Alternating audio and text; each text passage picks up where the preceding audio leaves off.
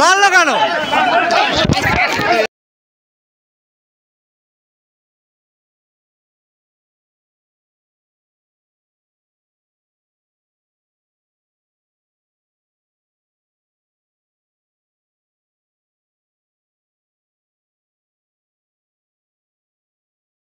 দাদা কি বলবেন, ভাঙড় বিধানসভার মাটিতে একাধিক থানা এবং ভাঙড় কলকাতা পুলিশের আন্ডারে, আর সেই কলকাতা পুলিশের ভাঙড় থানার সামনে ডিজিটাল সাংবাদিকদের মারছে দুষ্কৃতীরা, কি বলবেন?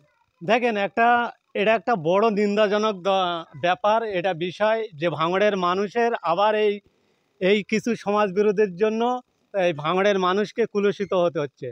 আর আপনি যে প্রশ্নটা করলেন যে অনেকগুলো থানা হয়েছে, ওই থানা থেকে কী লাভ যদি মানুষের পরিষেবা না দিতে পারে?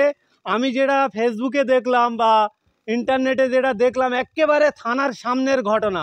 তারে থানায় যারা আধিকারিকরা আছে তানারা কি করছিলেন? ঘুমাচ্ছিলেন?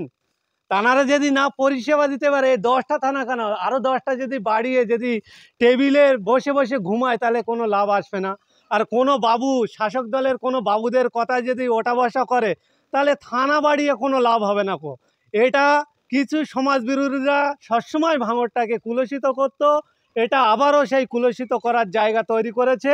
আমরা ভাঙড়বাসী হিসেবে অত্যন্ত লজ্জিত, এবং সাথে সাথে কিছু ব্যক্তি আছে, কিছু আধিকারিকরা আছে, তারা এখনও স্বচ্ছ মনোবৃত্তি নিয়ে আইনের কাজ করছে। আইনের দ্বারস্থ হবেন আপনারা, বা আপনাদের মিডিয়ার মাধ্যমে আমরা দেখলাম যে আপনারা আইনের দ্বারস্থ হচ্ছে। এই যে আইনের দ্বারস্থ হচ্ছেন, কেন হচ্ছেন? যে সংবিধান যে নির্দেশিকা দিয়েছেন তার গাইডলাইন আপনারা মানছেন। আপনাদের যে স্বীকৃতি, সোশ্যাল মিডিয়ার যে স্বীকৃতি, সেই স্বীকৃতি সংবিধানের চতুর্থ স্তম্ভ দিয়েছেন। সেই সংবিধান যারা মানে না কো, তারা শুধু সমাজবিরোধী নয়, আমার ভাষায় তারা হচ্ছে দেশদ্রোহী। এই দেশদ্রোহীকে যেখানে পাবে এই বাংলা, এই ভাঙড়ের মানুষ, সেখানে তার যোগ্য জবাব দেওয়ার জন্য আমি তাদেরকে অনুরোধ করব, এবং গণতন্ত্র প্রক্রিয়ায় তাদেরকে কিভাবে জব্দ করতে হয় সেটা আগামী দিনে করিয়েই আমরা দেখিয়ে দেবো। শাসক দলের উন্নয়ন করতে পারছে না ভাঙড়ে, আর আমরা সত্য খবর প্রকাশিত করছি, এরা উন্নয়ন করতে পারে না, বেশ সাংবাদিকদেরকে পিটতে পারে। দেখেন, শুধু শাসক নয়, যারা স্বৈরাচারিত হয়, যারা মানুষের অধিকার লুট করে রাখে, তারা সবসময় সত্যকে ভয় করে। সেই জন্য ডিজিটাল মিডিয়া সহ একাধিক মিডিয়া যখন সত্য ঘটনা তুলে ধরে, তাদের কণ্ঠরোধ করার তারা চেষ্টা করে। তাই তারা ব্যক্তিগত আক্রমণ মেটানোর মতন কায়দায় তারা এই হেন কাজ করছেন। আমরা মনে করি গণতন্ত্র ফেরানোর জন্য এবং সুস্থ সমাজ বাঁচানোর জন্য ডিজিটাল মিডিয়া সহ একাধিক যে সমস্ত মিডিয়ারা সমাজকে বাঁচানোর জন্য কাজ করছেন, এই বিষয়টার উপর প্রতিবাদ করা দরকার, এবং যারা আক্রান্ত হয়েছেন তাদের পাশে দাঁড়িয়ে যাতে গণতন্ত্র বজায় থাকে, এবং সংবিধান যে স্বীকৃতি দিয়েছে যে সাংবাদিক হচ্ছে চতুর্থ স্তম্ভ, সেই সংবিধানের বিধি রক্ষার দায়িত্ব সমস্ত সোশ্যাল মিডিয়ার ব্যক্তি এবং সমাজে যারা গুণীগানী ব্যক্তি আছে, এই সমস্ত আক্রান্ত পরিবার বা ব্যক্তিদের পাশে দাঁড়ানোর জন্য আমি অনুরোধ করব। এই সাংবাদিকের চতুর্থ স্তম্ভ, সেই চতুর্থ স্তম্ভকে পুরো থানার সামনে, যেখানে সিসিটিভি ক্যামেরা লাগানো আছে, সেখান থেকেই তৃণমূলের শাসকের দুষ্কৃতীরা ডিজিটাল মিডিয়াদের উপরে আক্রমণ করছে, কিন্তু পুলিশ দাঁড়িয়ে দেখছে, পুলিশ কিছু বলছে না। লাস্টে যখন হাত থেকে নাগাল এড়িয়ে যাচ্ছে, তখন পুলিশ এসে লাঠি ছোটা এনে করছে। এই কি বলবেন? দেখেন, বিষয়টা হচ্ছে প্রশাসন যদি নিজের দায়িত্ব নেয় না, নিজের যে কাজ সরকারিভাবে যে ইউনিফর্মটা উনি পরে আছেন, সেই ইউনিফর্মের মর্যাদা যদি তিনি সত্যিকারের দেন, তো কোন বাবু ওখানে এসেছিল আমরা জানি না কো, কোন নেতা ওখানে এসেছিল আমরা জানি না কো। পুলিশ যদি নিজের ইউনিফর্মের মর্যাদা দেয়, কোনো বাবুর ওখানে কোনো কিছু খাটবেই না কো। 1 ঘন্টা কি 10 মিনিটের মধ্যে ওই বাবু লকআপে থাকতে পারত। আজকের কিছু শ্রেণীর পুলিশ তানারা দলদাসে পরিণত হচ্ছে। তাই জন্য তো সাধারণ মানুষের উপর এই শাসক অত্যাচার নামিয়ে আনেছে। এই সাধারণ মানুষের এত ভোগান্তি, দিনের পর দিন সাধারণ মানুষের অধিকার হরণ হচ্ছে কিছু শ্রেণীর প্রশাসনের জন্য।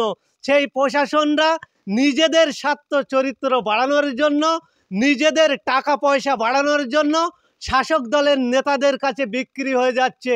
আর যারা নিজের ভোটটা দিয়ে জনপ্রতিনিধি তৈরি করেছিল, সেই জনপ্রতিনিধি নিজের অধিকারটা কেড়ে নিয়ে তার স্বার্থসিদ্ধি বাড়াচ্ছেন।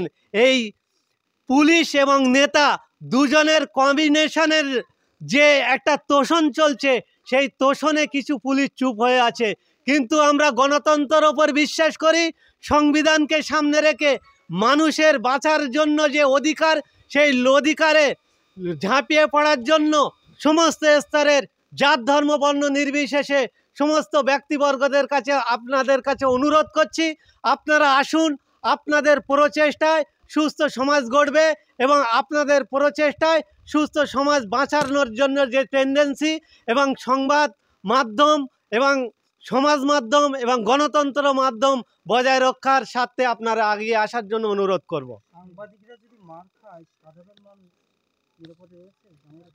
সেটাই তো, আপনারা যে মার খেলেন, আপনাদের টিম যে মার খেলেন, তাহলে গোটা বাংলার মানুষ জানতে চাইবে আজ থেকে যে ভাঙড়ে জানারা বলতেন যে অমুক দল নাকি দুষ্কৃতি পোষণ দেয়, অমুক মানুষ নাকি জঙ্গি প্রশিক্ষণ দেয়। আজকের আপনাদের মাধ্যমে গোটা বাংলার মানুষ জানবে যে কারা সত্যিকারের জঙ্গি প্রশিক্ষণ নিয়ে এই ভাঙড়ের মধ্যে বিরণ করছেন। একেবারে থানার সামনে সংবাদ মাধ্যমের উপর কারা মারছে, কারা এই আক্রান্তর সঙ্গে এবং কারা এই ঘটনার সঙ্গে জড়িত, তাহলে বুঝতে পারবেন যে সংবিধান যাদেরকে স্বীকৃতি দিয়েছেন তাদের উপরে যে নির্মম অত্যাচার করেছে, তাহলে কোন জঙ্গির কায়দায় এরা, কোন জঙ্গির প্রশিক্ষণ নিয়ে এরা এই কার্যকলাপ করছে? যারা সংবিধানকে মান্যতা দেয় না, দেশের আইনকে মান্যতা দেয় না, তারা হচ্ছে দেশদ্রোহী। আর দেশদ্রোহীকে এই সংবিধান স্বীকৃতি দিয়েছে, প্রকাশ্যে তাদেরকে কি শাস্তি গণতন্ত্রের প্রক্রিয়ায় দেওয়া উচিত সেটা ভাঙড়ের মানুষ আগামী দিনে ঈদের পরে পরে আমরা দেখতে পাবো।